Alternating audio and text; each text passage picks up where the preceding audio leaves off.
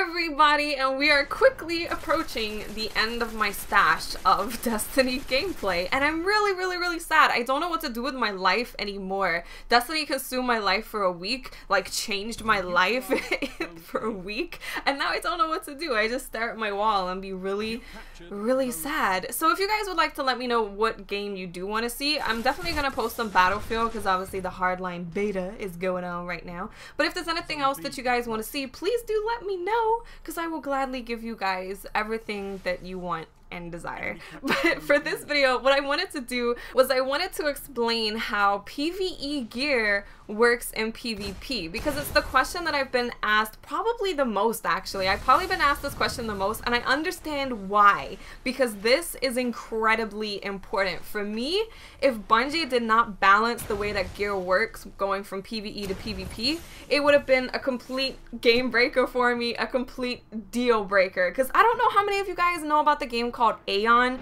It was an MMO where you had wings, you could fly.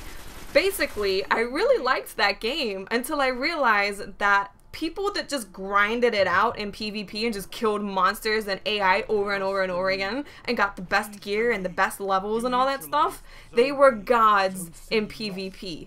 And I think that's stupid. I think that's BS. I don't think that any competitive scene, whether it's whatever game, it doesn't matter. If it's multiplayer, it should be your skill that separates you from everyone, not the gear that you have. So this was incredibly important. So I 100% understand why you guys have been asking this question, and I'm going to explain to you guys how PvE gear works when going from PvE to PvP. So the way that gear works in Destiny that you pick up in your questing adventures and want to take into PvP is your armor levels and weapons attack gets flattened. So it's not just the person with the rarest gun who's been PvEing and grinding their ass off that does the most damage. So if you have a white gun, for example, that you just bought from the store, and someone has a green gun of the exact same type, you will both do the same amount of damage to each other. So that doesn't matter. It doesn't matter if they have this super fancy, awesome gun. If you have the same gun as them,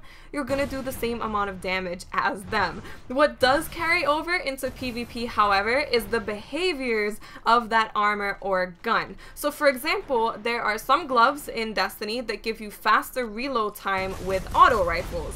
That carries over into PvP.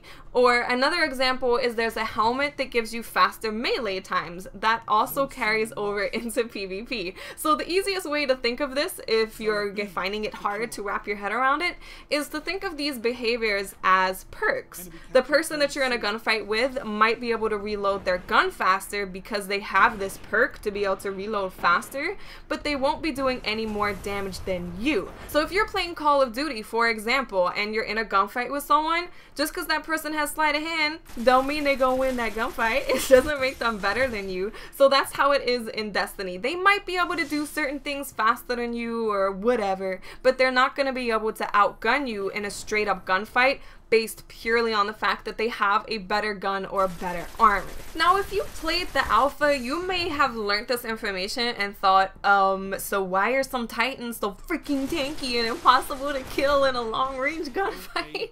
And I thought the same thing. I was like, then explain to me why this one dude has like 12 bajillion health, and in any long range gunfight I can't kill him. I can only kill him if I have a shotgun or if I throw a knife in his face. And the reason for that is because character progression things that you unlock, they are available in PvE and PvP. So for example, when you're leveling your character, each level you get to unlock something new. And when you're max level, there's still things for you to unlock. And these things are like increased health, increased agility, increased strength, stuff like that. Now these things do carry over. So if there's someone that literally plays forever and just plays all the time, which the tankiest titans that I saw in Destiny were guys that I saw playing all the time, so I know they played a lot and unlocked a lot of stuff. If there's someone that plays a lot and they've unlocked everything for their character and they focused on giving themselves a lot of armor and a lot of health, they're gonna be harder to kill. That's just the way it is. But I don't see that as being an issue whatsoever, really, because I'm pretty sure there's gonna be a system that puts you up with players of similar experience or playtime or skill level or something. There's gonna be some kind of skill-based matchmaking that makes it fair. You're not gonna be going up against a dude that's played for like 12 million hours when you just start playing the game. I'm pretty sure that's not gonna happen. So I think that's perfectly fine. If someone's played a lot and they've decided to go all in on health, good for them. Just shotgun them in the face and they'll still die instantly.